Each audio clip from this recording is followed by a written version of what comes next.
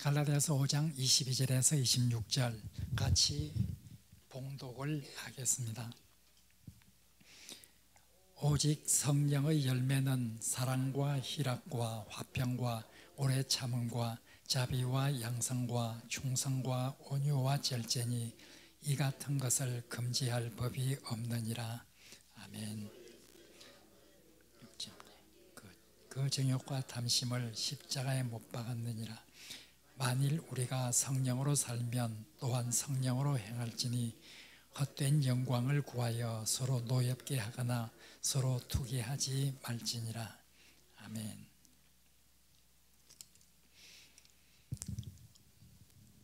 이제 네 번째 시간입니다. 갈라디아서 5장 6장은 갈라디아 교회에 주는 바울의 편지죠.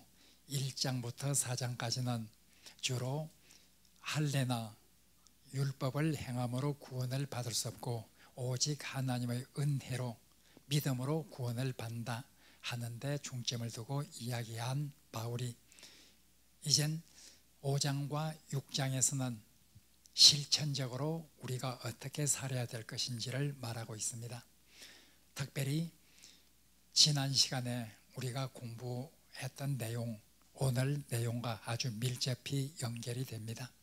지난 시간에 우리가 공부했던 내용에서 바울은 우리가 성령으로 행할 것인지 아니면은 육체의 일을 행할 것인지 여기에 대해서 우리에게 질문을 하고 있습니다. 그리스도께서 우리에게 자유를 주셨는데 그러나 그 자유는 우리가 내 마음대로 살아라고 하는 자유는 결코 아닙니다. 우리가 방종하는 이런 어떤 마음대로 할 수 있는 이런 자유가 아니죠. 우리가 마음대로 한다고 하면 우리는 타락한 인간의 본성에 따라서 살고 싶은 그런 마음이 우리에게 있기 때문에 어쩌면 우리 인간이 준 자유를 그런 타락한 인간의 본성에 따라 마음대로 살고 방종하고 방탕하는 이런 삶을 살 수도 있을 것입니다. 그런데 우리가 그리스도께서 주신 자유는 결코 그러한 자유가 아니라고 말합니다. 바울은 그리스도께서 우리에게 주신 자유는 오히려 우리를 사랑의 종으로 만들어서 사랑으로 서로 종노릇하라. 이것이 지난 시간에 말씀한 핵심적인 내용이었습니다. 사랑으로 종노릇할 것인가?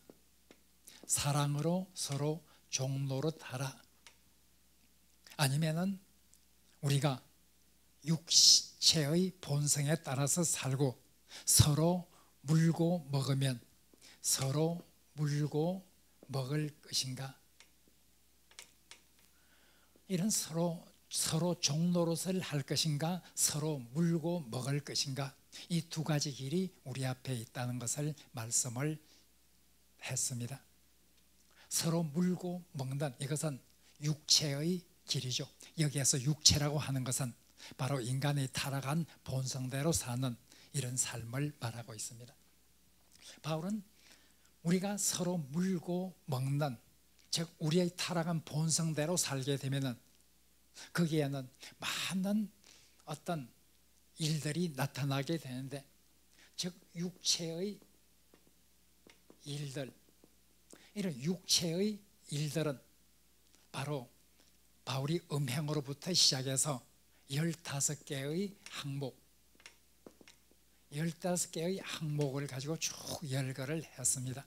지난 시간에 공부했던 것이 기억날 것입니다. 바로 갈라디아서 5장 오늘 읽은 그 앞에 보면 바로 육체의 일은 현재하다. 육체의 일은 어떤 것이 육체의 일인가? 타락한 인간의 본성대로 살고 있다고 하면 그 결과는 다음과 같은 15개의 죄악을 범할 수밖에 없는 이런 것이 인간의 현실이다 하는 것을 말씀을 했습니다. 지난번에는 여기까지 이야기가 되었죠. 이제 오늘 읽은 22절부터는 이젠 그러면 육체의 일을 따라 사는 것은 이런 결과가 나오지만 성령으로, 바로 성령으로 살게 될 경우에 이 성령의 지배하에 있게 될 때 어떻게 그 결과가 되는가? 육체의 일, 인간이 타락한 본성으로 살게 될 때 이런 어떤 삶이 드러나게 되고, 성령으로 살게 될 때 거기에는 성령의 열매가 맺히게 된다는 것을 강조를 합니다. 성령의 열매는 사랑과 희락과 화평과 그리고 오래 참음, 자비, 양선, 충성, 온유, 절제, 자, 이런 9개의 항목을 열거를 합니다. 바로 육체를 따라 살 때 15개의 항목을 열거했듯이 성령을 따라 살 때에 그 성령의 열매로 우리의 모습에 나타날 그런 열매들을 9개를 이렇게 열거를 합니다. 9개라고 하는 것은 다 열거한 것은 아니죠. 마치 15개의 항목을 열거했을 때 이 15개가 육체의 일 전부를 기록한 그것은 아닙니다.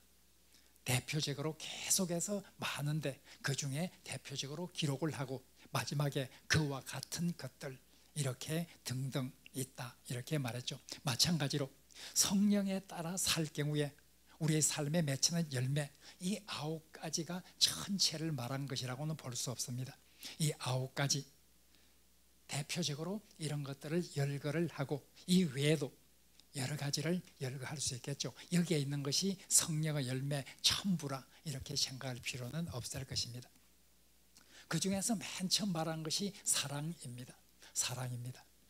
바로 이렇게 사랑을 맨 처음 말한 것은 대부분의 학자들이 이야기를 이 사랑은 성령의 열매 9가지 중에 하나라 이렇게 이해하는 것보다는 뒤에 있는 뒤따라 나오는 모든 성령의 열매를 포괄하는 그런 기본적인 어떤 항목이라 이렇게 생각하고 있습니다. 그러니까 사랑이라고 하는 것은 9가지 중에 하나라 그렇게 생각하는 것보다 모든 성령의 열매를 포괄적으로 지칭할 수 있는 그런 어떤 바로 요소라, 가장 기본적인 요소라 이렇게 이해하는 것이 더 적합한 이해라 이렇게 학자들은 보고 있습니다. 바로 이렇게 사랑으로 서로 종노릇하라. 성령의 지배하에 있으면 사랑으로 서로 종노릇하게 되는데 그 사랑에서 나오는 많은 어떤 요소들을 여기에서 열거를 하고 있죠. 맨 처음에 사랑 다음으로 희락이 나오고 있습니다. 한자로 보면 기쁠 희자와 기쁠 낙자, 즉 희락은 기쁨, 세번역이나 공동번역 다 기쁨으로 이렇게 번역을 합니다. 우리 성령의 열매 속에는 그 기쁨이 성령으로부터 우리에게 넘치게 된다고 하는 것을 말하고 있습니다. 화평은 평화라는 말이죠. 화평.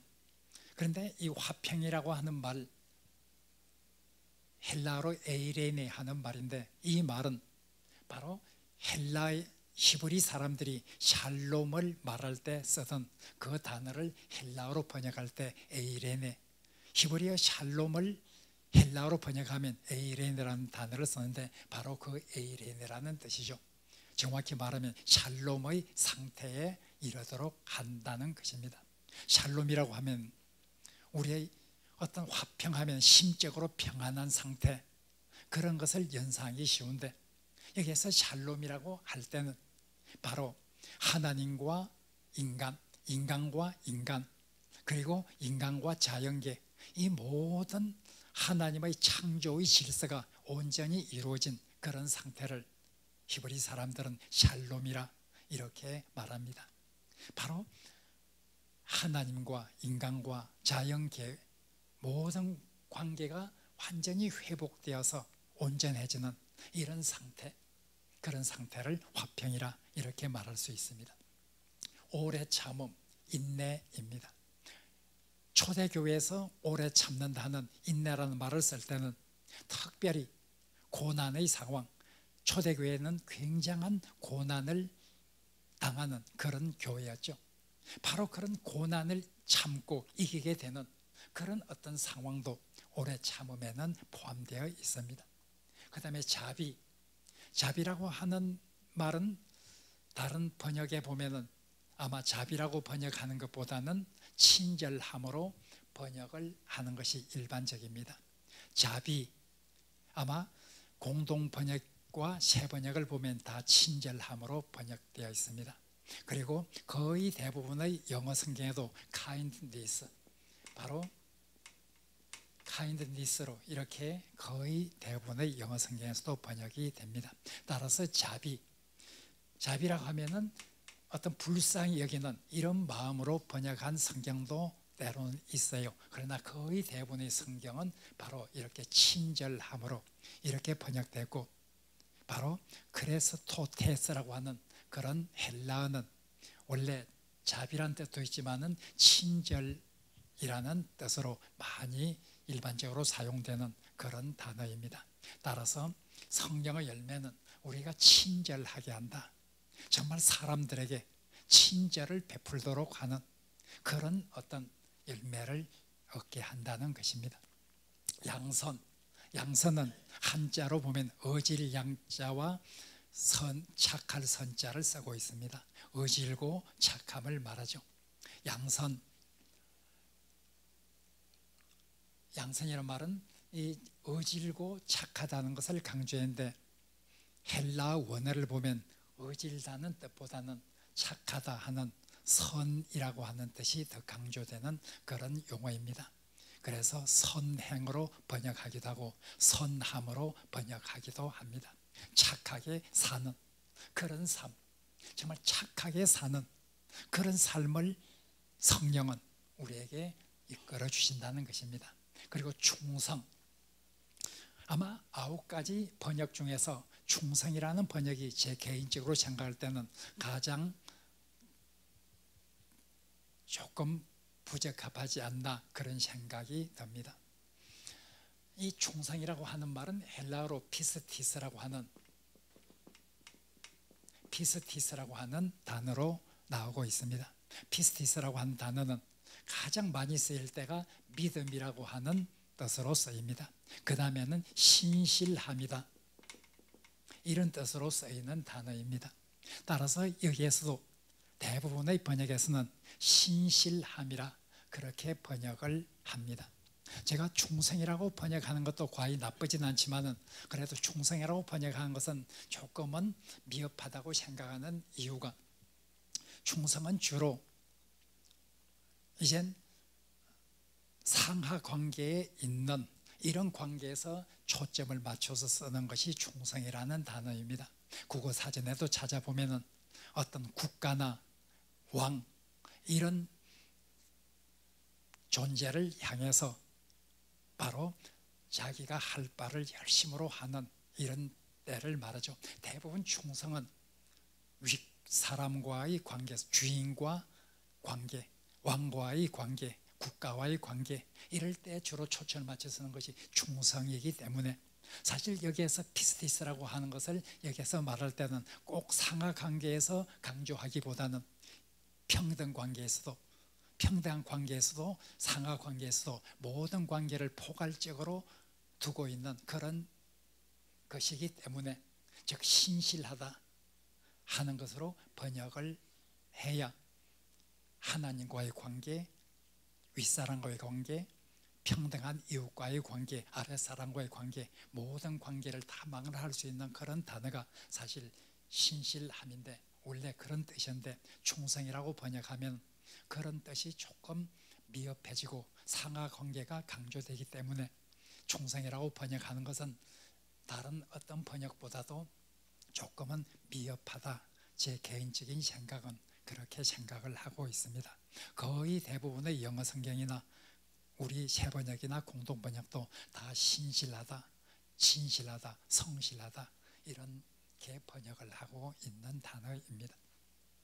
우리가 성령의 지배를 받으면 정말 진실한 사람, 신실한 사람, 이런 사람으로 우리가 거듭날 수 있다는 것을 여기에서 강조를 하고 있습니다. 온유, 마음이 온화하고 사람들을 향해서 너그러운 이런 상태를 말하고 있습니다. 절제, 절제라고 하는 것은 자기의 욕망을 제어하는 이런 힘을 말하고 있습니다. 자기가 하고 싶은 대로 전부 다 하는 것이 아니라 그 욕망을 제어하는, 통제하는 이런 것을 말하죠. 영어 성경에서는 전부 이것을 셀프 컨트롤이라 이렇게 번역을 합니다. 바로 이렇게 자기를 컨트롤할 수 있는, 자기 욕망을 절제하고 제어하는, 자기 욕망을 통제하는 이런 모습, 그것이 바로 절제라 이렇게 말할 수 있습니다. 바로 앞에 15개의 항목과 완전히 다른 것이죠. 앞에 있는 15개의 항목은 전부 그 결과가 서로 물고 뜯는 이런 상태로 드러나죠. 그러나 이런 성령의 열매는 전부 사랑으로 서로 종노릇하는 이런 결과를 도출하는 그런 어떤 요소들입니다. 성령의 지배를 받으면 바로 사랑으로 서로 종노릇하고 이러한 모습으로 나아갈 수 있다는 것입니다. 우리가 오늘 본문을 읽으면서 정말 나는 성령의 지배를 받고 있는가? 나는 기쁨과 평화, 인내, 그리고 친절함, 착함, 신실함, 온유, 절제 이런 어떤 나의 모습이 되고 있는가 하는 것을 우리가 살펴볼 필요가 있습니다. 오늘 바울은 성령의 지배를 받는 사람, 성령의 열매는 이런 열매를 맺게 된다. 하나하나 항목을 우리는 나는 여기에서 몇 점이고 여기에서 몇 점인가 하는 것을 하나하나 살펴보면서 내가 가장 부족한 점이 있다고 하면 나의 부족한 점을 채우기 위해서 노력하는 그런 사람이 되어야 합니다. 뿐만 아니라 성령의 지배를 우리 인간의 힘으로는 될 수 없기 때문에 성령의 능력을 강구하는 그런 그리스도인이 되어야 된다는 것을 말하고 있습니다. 바울은 이와 같은 걸 말한 다음에 이 같은 것을 금지할 법이 없느니라 이렇게 23절을 맺고 있습니다. 이 같은 법을 금지할, 이 같은 것을 금지할 법이 없다. 이 같은 것들은 바로 앞에 말한 이런 성령의 열매들입니다. 이런 성령의 열매들을 금할 수 있는 법은 아무것도 없다. 어떤 법도 이런 성령의 열매를 금하지 못한다. 법이란 것은 좋은 것을 위해서 만들어진 것이죠. 이런 것을 금한다고 하면 그것은 법이 될 수가 없어요. 어떤 법도 이런 것을 금할 수는 없어요. 예수님은 여기에 대해서 가장 좋은 생생한 어떤 신뢰를 보여주었죠. 유태인들은 율법을 문자적으로 그렇게 해석하는 그런 사람들이었습니다. 그러나 예수님은 유태인들이 문자적으로 해석해서 만들어 놓은 여러 가지 율법과 관습들 이런 것을 유태인들이 눈에는 깨는 것처럼 보였습니다. 예수님이 세리와 죄인들과 함께 먹었습니다. 그 당시 유태인들은 철저히 식사 관습이 있어서 세리와 함께 먹으면 그 자신도 부정해진다. 이것은 철저했어요. 유태인들이 식사에 관해서 세리와 죄인들과 함께 먹어서는 안 된다고 하는 이것은 굉장히 강한 그런 어떤 이스라엘의 정통 신앙 중에 하나였어요. 예수님은 죄인들과 함께 식사했어요. 세리와 함께 식사를 했어요. 그들의 눈에는 법을 깨뜨린 것처럼 보였어요. 예수님은 안식일 날 병자를 고쳤어요. 유태인들은 철저히 안식일은 거룩한 날이기 때문에 일해서는 안 된다. 그럼 일은 무엇인가? 일에 대해서 많은 규정을 지어놓고 이 병 고치는 것도 일이다. 따라서 병을 안식일 날 고쳐서는 안 된다. 특별히 생명의 지장이 없는 한 병을 고쳐서는 안 된다. 그러나 예수님은 안식일 날 한쪽 손 마른 사람도 고쳤어요. 안식일 날 많은 병자를 고쳤어요. 유태인들의 눈에는 법을 깨뜨리는 사람으로 보였죠. 나 환자에게 손대지 말라. 그러나 예수님은 마태복음 8장 1절 이하에 보면 예수님께서 나환자가 자기에게 고쳐달라고 했을 때 그에게 손을 대시고 고쳐주었어요. 예수님은 사실 손을 댈 필요가 없어요. 예수님은 말씀으로만 그를 충분히 고칠 수 있는 능력이 있었어요. 그런데 예수님은 손을 대시며 그에게 내가 원하노니 깨끗함을 받아라. 손을 대셨다. 예수님의 사랑의 표현이죠. 나병 환자가 되고 나서 어떤 사람과도 신체적 접촉을 할 수 없이 그렇게 살아가던 그 나환자, 예수님께서는 그에게 손을 대셨다. 손을 대셨다. 세리와 함께 식사를 하고 그리고 안식일을 병을 고치는 예수님, 그 마음속에는 사랑으로 모든 일을 하고 있어요. 그런데 어떤 법도 그런 사랑에서 나오는 성령의 열매를 금할 수가 없어요. 바로 유대 종교 지도자들은 이것을 알지 못했죠. 모든 율법은 사랑을 위해서 있는 것, 모든 율법의 근본 정식은 사랑이라는 것, 이런 것을 유대인들은 알지를 못했죠. 종교 지도자들은 알지를 못했죠. 예수님을 정죄하고 결국 예수님을 십자가에 못 박아 죽이게 되죠. 이 같은 것을, 이와 같은 것들을 금지할 법이 없다. 어떤 법도 성령에서 나온 이것을 금할 수는 없는 것이다 하고 말하고 있습니다. 그리고 24절, 25절, 26절에서 바울은 이제 그리스도인들에게 말하고 있습니다. 우리 그리스도인들은 바로 육체와 함께 그 정욕과 탐심을 십자가에 못 박은 사람들이다. 우리 그리스도인들은 이런 육체, 타락한 본성, 이것을 우리의 정욕과 탐심과 함께 십자가에 못 박은 사람들이다. 우리가 예수를 믿고 십자가에 못 박히신 그리스도를 믿는다고 하는 것은 바로 우리의 육체, 타락한 인간의 본성을 말하고 있습니다. 우리의 정욕과 탐심과 함께 우리의 타락한 본성을 십자가에 못 박은 사람들이다. 바울은 이미 로마서 6장 6절에서 명확히 말했어요.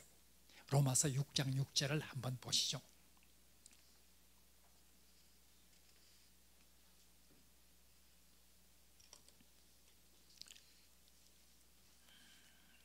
같이 로마서 6장 6절을 같이 읽겠습니다.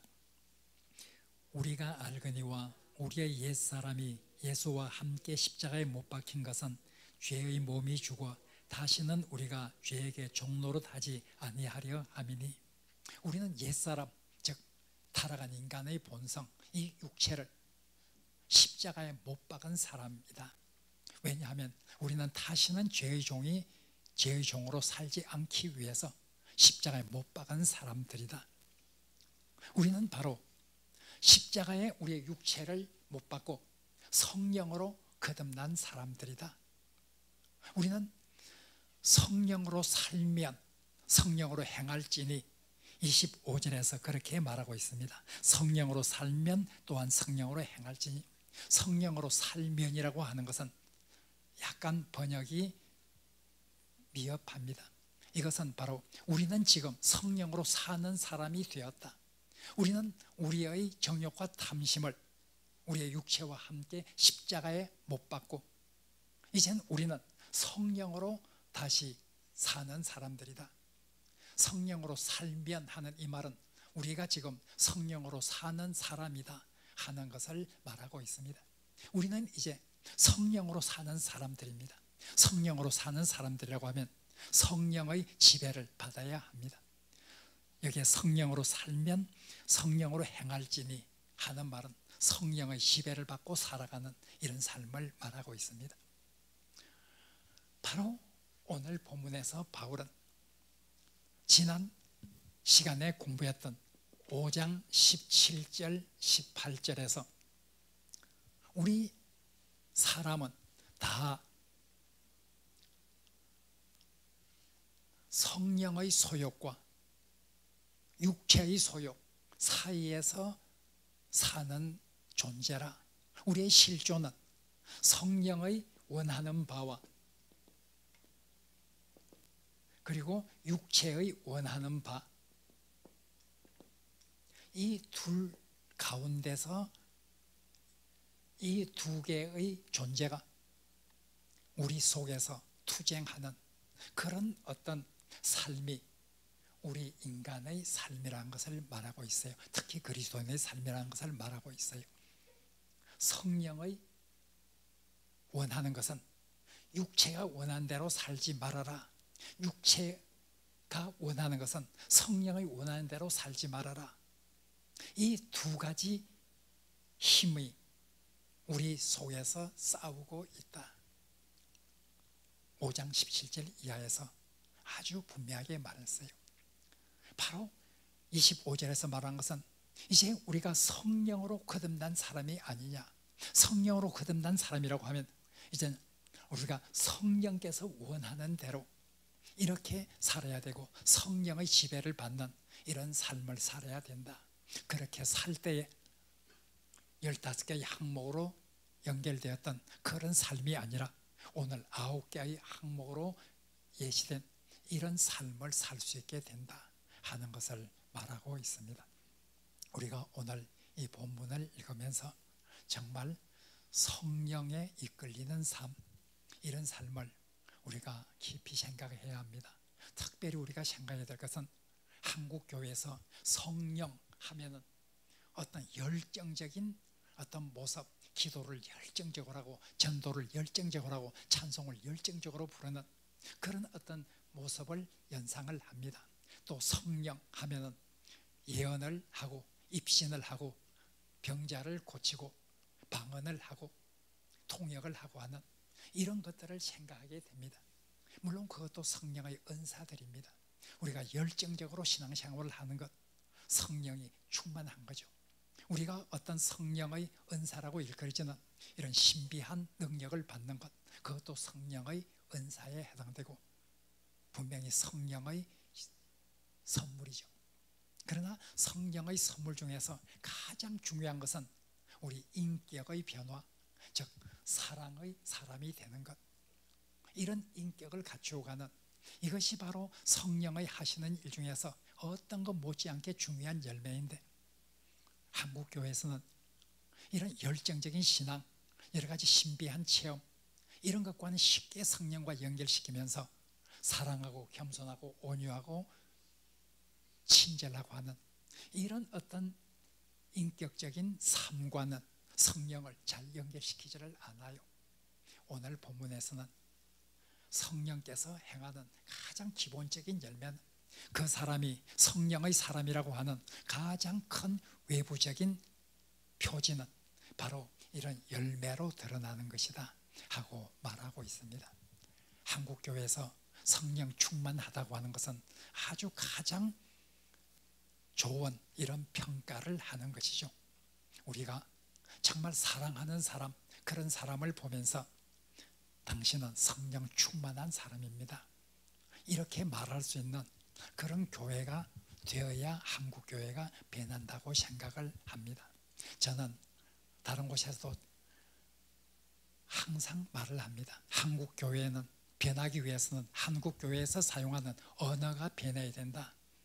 언어는 우리의 어떤 정신을 통제하고 우리의 정신이 언어로 표출되기도 하지만 언어가 우리의 정신을 통제하기도 해요. 우리가 언어를 어떻게 사용하는가? 늘 부자, 명예, 권세 있는 사람, 이런 사람 보고 복 많이 받았다, 그렇게 생각하면은, 우리 언어가 그렇게 된다고 하면 우리 교회 내에서 누가 복 있는가? 부유한 사람, 권력 있는 사람, 출세한 사람, 이런 사람 보고 야, 저 사람 복 있다, 이런 세상의 관점과 꼭 같은 언어를 사용한다고 하면 교회는 세상과 달라지지 않아요. 언어가 달라야 돼요.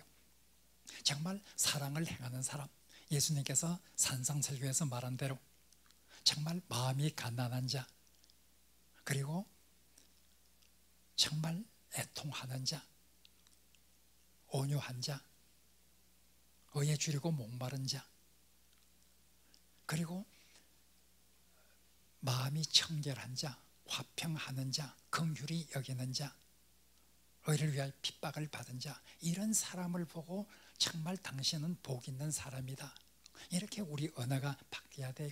교회 안에서도 정말 어질고 착한, 그래서 사랑을 행하는 이런 사람을 보고, 친절한 이런 사람을 보고 당신은 성령 충만한 사람입니다, 이렇게 말해줘야 돼요. 저는 한국교회가 변화되기 위해서 우리 교회의 언어가 바뀌어야 된다, 그렇게 정말 뼈저리게 느끼고 있는 사람이에요. 우리의 언어가 성경적인 언어, 이런 언어로 바뀌어야 되는데, 우리가 생각하는 언어가, 우리가 사용한 언어가 세상과 꼭 같으면 우리의 사고도 세상과 꼭 같을 수밖에 없어요. 뭔가 달라야 되죠. 오늘 바울은 정말 성령으로 충만한 사람의 가장 중요한 외적인 표지가 무엇인가, 이런 성품과 이런 인격과 이런 행동과 이런 모습으로 드러나는 것이다. 이 말씀의 뜻을 우리가 오늘 저녁 깊이 생각하면서 우리도 성령의 지배를 받는, 그래서 우리의 인격이 변화되는 이런 어떤 사람으로 거듭날 수 있도록 성령의 도우심을 항상 구하며 사는 이런 그리스도인이 되기를 간절히 바랍니다. 오늘 저녁에는 한 5분 동안 기도를 하겠습니다. 내일 수능입니다. 수능을 앞둔 우리 사랑하는 아들, 딸들을 위해서 기도를 해 주시기를 바랍니다. 특별히 수능 7명의 명단을 주보에 올렸는데 7명 중에 2명은 수능을 아마 직장을 구한 취업을 하기를 지금 노력하고 있는 이런 학생입니다. 취업을 구하는 이런 학생들은 수능일 날 아마 좀 슬플지도 모릅니다. 대학을 가기 위해서 다 공부를 하고 이렇게 하는데 대학에 갈 수 없는 형편으로 인해서 수능 시험을 치지 않고 취업을 하는 이런 학생들도 내일 어떤 슬픈 날이 되지 않고 힘있게 살아가는 그런 날이 될 수 있도록 또한 기도해 줄 필요가 있습니다. 내일 수능일을 앞두고 우리가 우리 사랑하는 아들, 딸들을 위해서 특별히 이 시간 한 5분 동안 같이 기도하겠습니다.